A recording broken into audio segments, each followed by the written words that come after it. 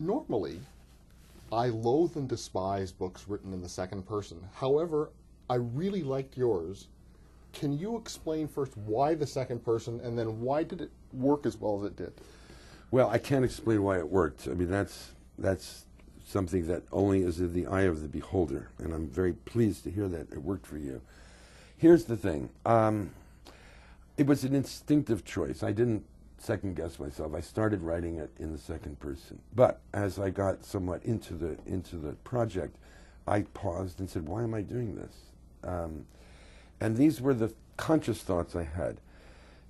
First person is the natural voice for autobiography, of course. But you see, I don't think of this as an autobiography or a memoir. I think of it as a musical composition in words composed of autobiographical fragments, if I can be precise. This is how I look at the book. It is not a continuous narration of my life. It is only little bits of my life. This is not the whole story by any means. And I thought that what I'm writing about is the stuff that we all have in common, because we all have bodies, and our bodies have all experienced pleasures and pains and accidents of one sort or another. And so I think I was, even though talking specifically about my own experiences, in so doing, trying to connect with everybody who might be reading, who would be reading the book. Therefore, first person sounded too exclusionary to me.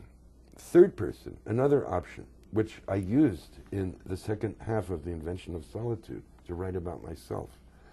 And it seemed right for that project. But for this one, no, it would have been too distant.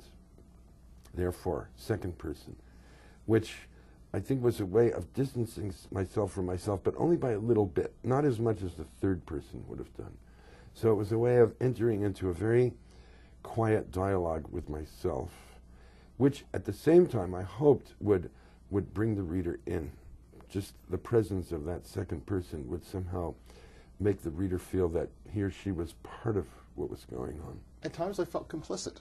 Yeah, well, because I think I'm talking about what we all have experienced about ourselves in one way or another.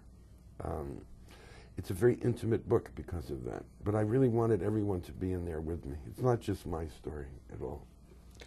Yeah, sitting in the bathtub, looking down and seeing my first erection through your eyes was because it was my parents' bathtub. Yes. It was a very odd sensation. So you were back in your life, and this is exactly what I was hoping would happen to the reader, and I won't forget this conversation. Thank you so much. You talked about this in musical terms, and in the book, if I can just throw something back at you, you say. Writing begins in the body. It is the music of the body, and even if the words have meaning, can sometimes have meaning, the music of the word is where the meaning begins.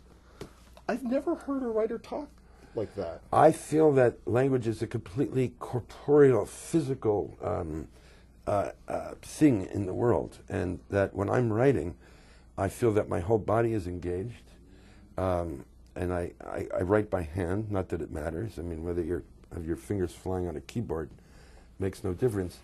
You're moving, and I feel that the people who love literature understand what I'm saying, and people don't get it, don't understand what I'm saying. In other words, people who are not sensitive to the the music of language. People who hate poetry, for example. People who think that newspaper articles are what prose is all about.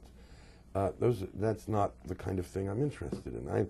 I'm interested in creating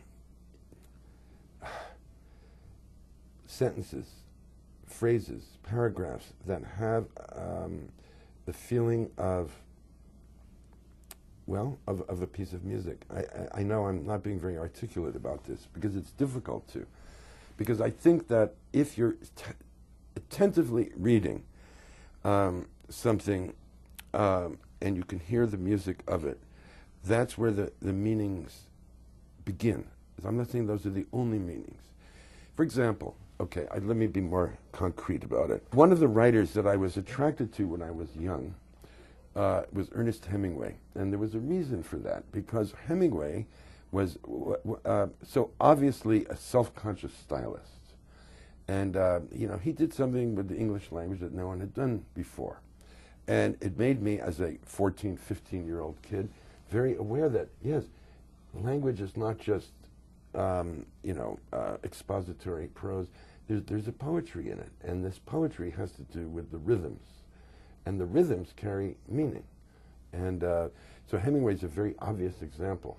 You go to the other extreme, James Joyce, with this, tremendously exuberant, fluid, florid prose, sending you through hoops as a reader because of the music of the language. That's what I'm talking about. It's just literature is about that as much as the stories it tells and the facts it gives. It's called Winter Journal, and the very end of the book, I'm not giving anything away. It just says you have entered the winter of your life, and I think if I'd read that first, I'd have went, wow, this is going to be a bummer of a book. But instead, it was like, that's not bad. No, not bad at all. I feel this book is about everything. I mean, there are very funny passages in the book. It's not all grim. No. Not at all. I mean, and it's full of, what life is throwing at us. Good things and bad things, wonderful things and terrible things. I think I'm in the winter of my life, simply mathematically speaking. I hope it's a very long winter, by the way, not a short one. The book is Winter Journal. I've been speaking with the author, Paul Auster, and Winter Journal, published by McClelland and Stewart.